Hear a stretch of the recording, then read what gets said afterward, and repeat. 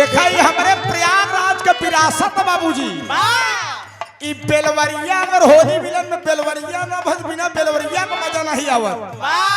बात उस समय की है मास्टर साहब, जिस समय लक्ष्मण ने मेघनाथ का वध कर दिया और बाबूजी मेघनाथ की भुजा जाकर बाबूजी सिलोचना के आंगन में गिरती है।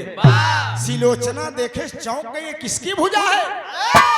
इतने में दासी कहती है कि महारानी जी ये आपके स्वामी की भुजा है।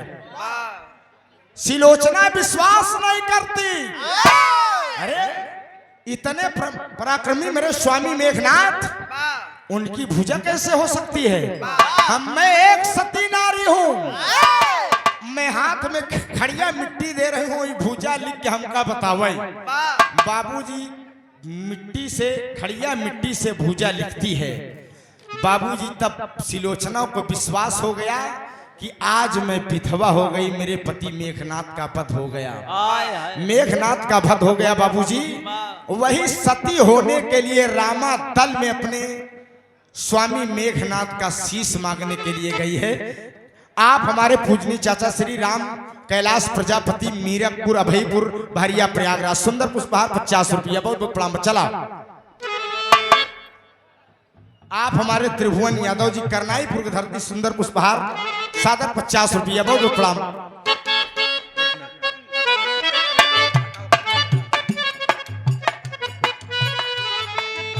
आताई विद्यापति के शीश,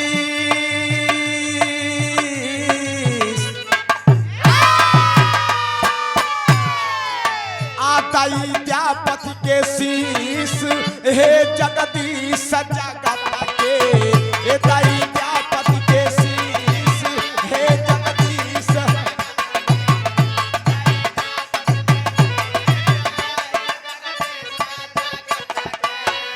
ताई विद्यापति के शीश ताई क्या हो,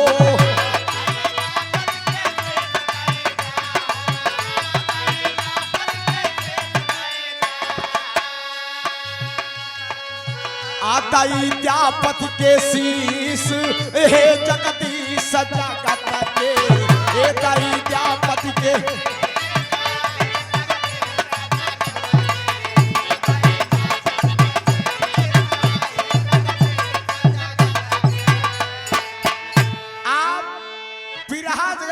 सुपरस्टार कवि श्री भोजराज यादव कवि जी, आप सिलोखरा के धरती सादर 50 रुपया पुरस्कार बिरहा की सुपरस्टार गायिका अनीता धीरज प्रतापगढ़ पट्टी की धरती से आपके हस्बैंड धीरज भैया की तरफ से सुंदर पुष्पहार 100 रुपया पुरस्कार। कहना है आप हमारे बड़े भाई सौरभ सिंह परिहार एडवोकेट साहब वकील साहब इस सुंदर पुष्पहार साथ में 500 रुपए का पुरस्कार देकर सम्मानित किए। मैं बहुत बहुत प्रणाम करता हूं, बहुत बहुत नमन करता हूं। सिलोचना रामादल में पहुंची है बाबूजी और मर्यादा पुरुषोत्तम राम के सामने हाथ जोड़कर कहती है हमारे साहब, अरे लइके सी सती हो जा बई है मोर अभिलाषा, अरे हाथ जोड़ के करी बिनती, अरे हाथ जोड़ के करी बिनती, अरे तोड़ न मोरी आशा निराशा छाई।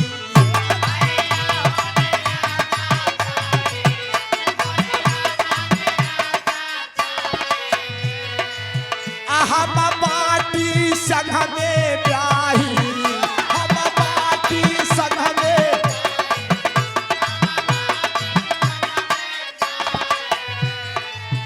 नाही जनली रार ससुरे के दरी मनावा, बहालाहू के धार मन में सोचे ही अरावा,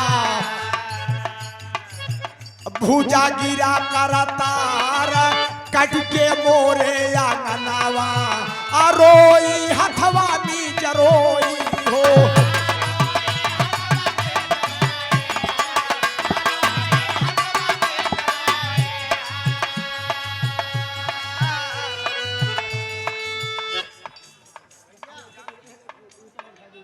आप मिठाई लाल यादव जी टड्डीपुर बाबू पहचानत है आपकी, ई सादर 50 रुपया पुरस्कार, चरणों में प्रणाम है, नमन है। एक स्वर में सब सकल पंच की पहली प्रणाम बा। आप डॉक्टर बबलू भारतीय जी रामगढ़ कोठारी की धरती से भावी ग्राम प्रधान प्रत्याशी हैं आप। ई सादर 100 रुपया माई भगवती कल्याण करें। अरोई हथवा नीच रोई हो,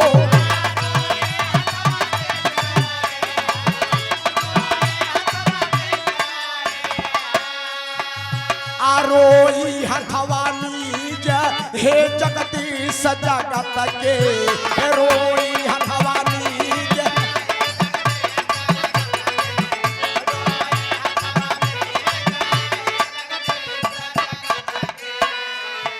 रामादल में सुलोचना पहुंच गई बाबूजी, और मर्यादा पुरुषोत्तम राम से हाथ जोड़कर कहती है कि हे दीनानाथ, आपके भाई लक्ष्मण ने मेरे स्वामी मेघनाथ का वध कर दिया, आपके रामादल में मेरे पति का शीश है भगवान। आज मैं शीश लेने के लिए आपके रामादल में आई हूं, आप शीश दे दीजिए, मैं उसके साथ सती हो जाऊंगी। मर्यादा पुरुषोत्तम राम को दया आने लगी बाबूजी। मर्यादा पुरुषोत्तम राम को दया आएगी कि एक सती नारी आज अपने पति का शीश मांगने के लिए आई है। लेकिन सुग्रीव और हनुमान ने कहा कि ना भगवान,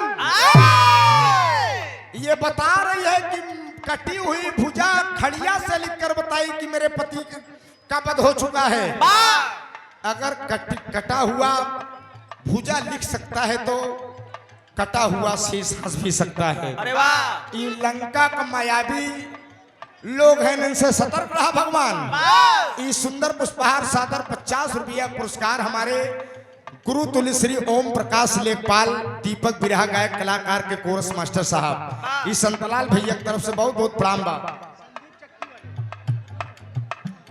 आप बिरहा के हमारे पूजनीय गुरु जी श्री ओम प्रकाश दीपक लेखपाल साहब, आप बिरहा सम्राट पूजनीय गुरु जनाब हैदर अली जुगनू जी के प्रिय शिष्यों से एक रहे। आप इस सुंदर पुष्पहार साथ में 200 रुपए का पुरस्कार, चरणों में प्रणाम है। आप बड़का भैया संजीत पटेल चक्की वाले बिरभानपुर चौराहा बहरिया रोड 100 रुपया। जय मां सरस्वती 6/3/2026 शुक्रवार लोकगीत गायक कलाकार सुनील चौरसिया चिड़ौरा की धरती से, आप चौरसिया भैया की तरफ से बहुत सारा पुरस्कार, बहुत बहुत प्रणाम है। कहती है सुलोचना बाबूजी,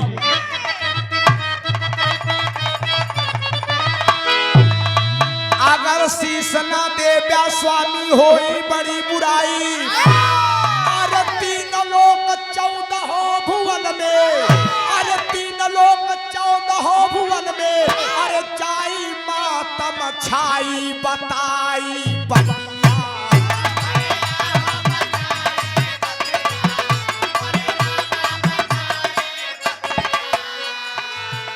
घटी जाई मोरई जतिया, घटी जाई मोरई जतिया।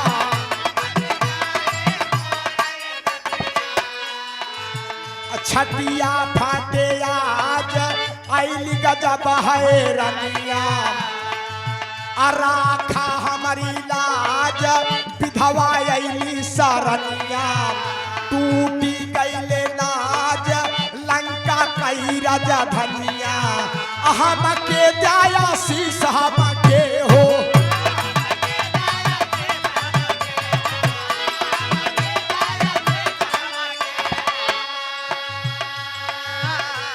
आप बड़का भैया संजय यादव सराय खानदेव की धरती से, टेंट वाले भैया 100 रुपया, बहुत बहुत प्रणाम है।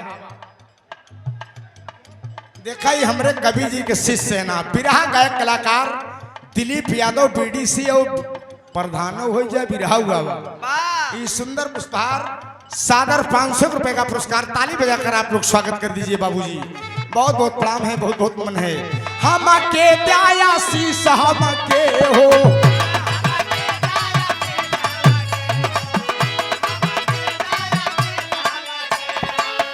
हम के दया शीश हे जगदीश जगत के, हम के दया शीश हे जगदीश।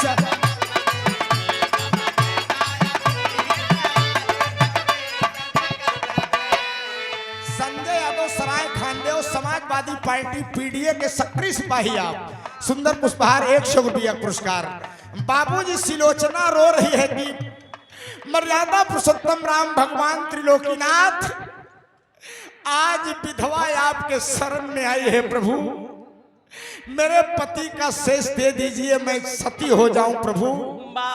हनुमान सुग्रीव कहन भगवान नहीं, अगर कटी हुई भुजा लिख सकती है तो कटा हुआ शीश हंस भी सकता है। कहना है मास्टर साहब,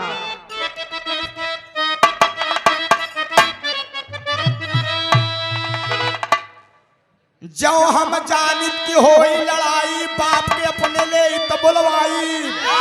अरे इसी बात पे बड़े जोर से, अरे इसी बात पे बड़े जोर से, अरे हंसा है शीश ठठाई भलाई भाई।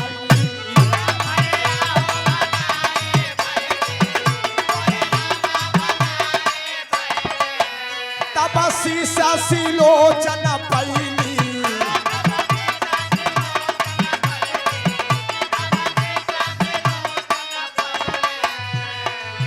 भैली खामोश, शीश बताया था सतनावा, उड़ा ले सबके होश, मारे ससुर जी परनावा। जाहिर भैले दोष से सती अवतरवा, पाई गर्दन पीस पाई हो, पाई गर्दन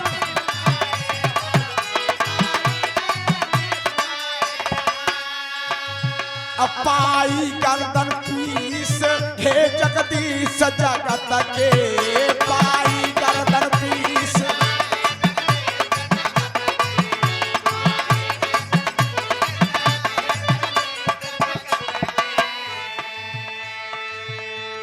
बिरहा गायक कलाकार, बड़े ही सुपरस्टार गायक कलाकार हमारे बड़े भाई श्री लाल जी यादव घायल सिलोखरा की धरती से, आप उनके सुपुत्र राणा यादव जी होनहार बिरवान के हो चीकने, जुग जुग जिया मुन्ना माई भगवती कल्याण करें। सुंदर पुष्पहार 200 रुपए का पुरस्कार।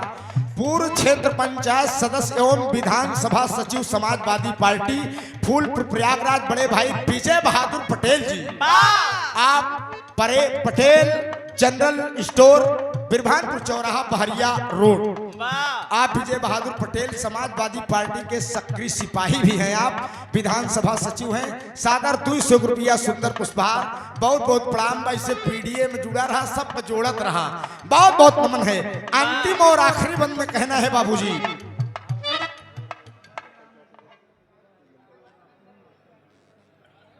आप हमारे बड़े भाई श्री राम निधि ठेकेदार साहब, उनके छोटे भाई का नाम है ये मक्कर भैया की तरफ से ये सुंदर पुष्पहार 100 रुपया पुरस्कार। जुग जुग जिया मुन्ना माई भगवती कल्याण करें।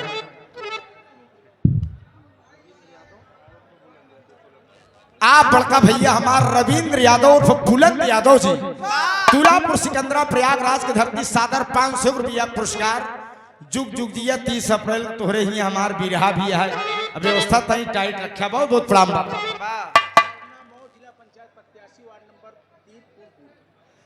आप बड़े भैया श्री सिद्धनाथ मौर्य, वर्तमान जिला पंचायत सदस्य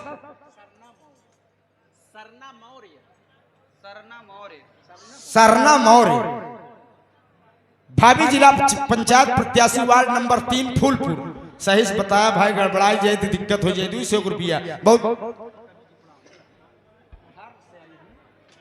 आप लोग ताली बजाकर स्वागत कर दीजिए। आप सरोज यादव कवि जी, बिहार की धरती से चलकर आप यहाँ पर आए हैं, ताली बजा दीजिए। बाबूजी आइए, कवि जी बैठिए, आपका स्वागत है, वंदन है, अभिनंदन है। इस सुंदर पुष्पहार बहुत सारा आशीर्वाद, चरणों में प्रणाम है, नमन है।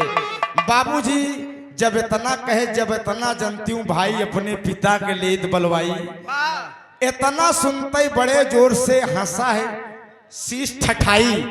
जब सिलोचना कहे इतना जानत हो लड़ाई हुई तो अपने पिताजी को बुलवाई ले। बाबूजी कटा हुआ शीश हंस दिया कि मेघनाथ के मारे वाला क्यों दूसर ना है, ये बबुआ का हाथ लगा बा।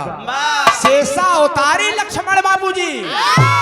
बाबूजी तब सिलोचना को मर्यादा पुरुषोत्तम राम शीश दे देते हैं और कहते हैं कि वाह सिलोचना, तुम्हारे सतीत्व पर हम लोग गर्व करते हैं। ऐसी ऐसी सतिया लंका की भी धरती पर है मास्टर साहब।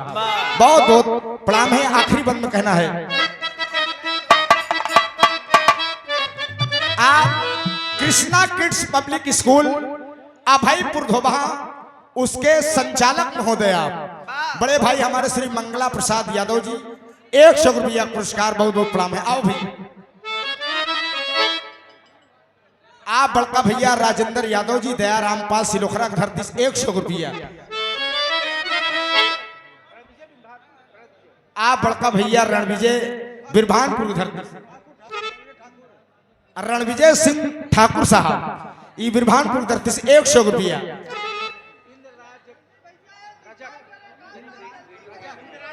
इंद्रा रजक मीरकपुर मजगवा प्रयागराज ये 100 रुपया। बहुत बहुत प्रणाम है। कहना है,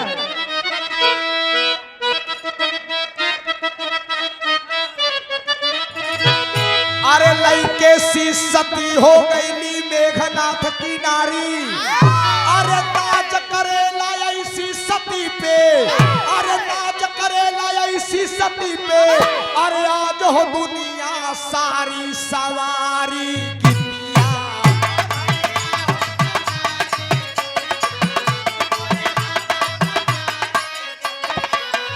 पवन फूला चंदी जागतिया, पवन फूला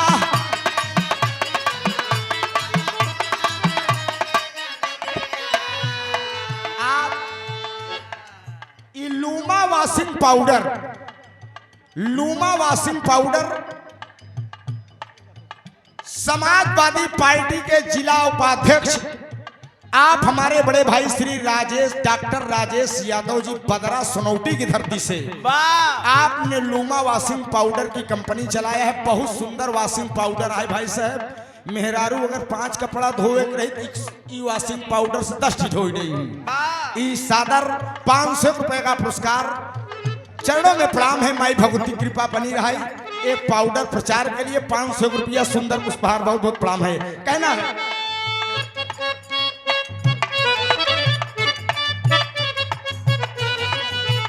बतिया संसार जाने ला मोरे भैया,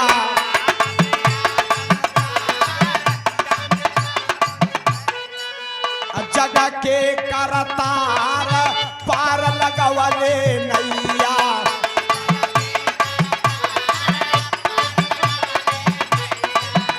जनले विस्तार रामायण पढ़वैया,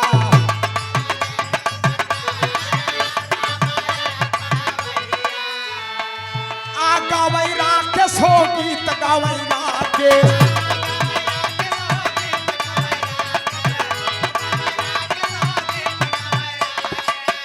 गावई राकेश हो गीत हे जगदीश जगत के गाव।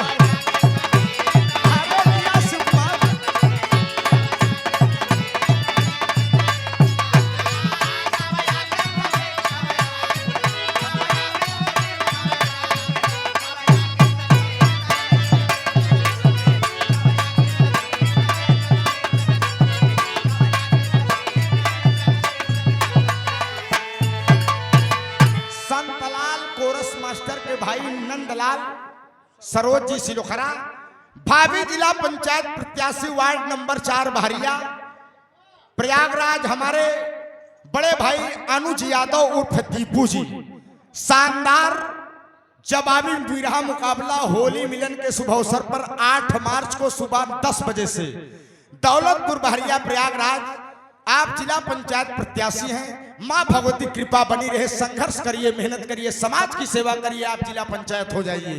200 रुपए का पुरस्कार। बहुत बहुत नमन है। बहुत बहुत प्रणाम है। और डॉक्टर बबलू भारतीय जी रामगढ़ कोठारी की धरती से 100 रुपया पुरस्कार। आप परम आदरणीय परम सिद्धे परम पूजनी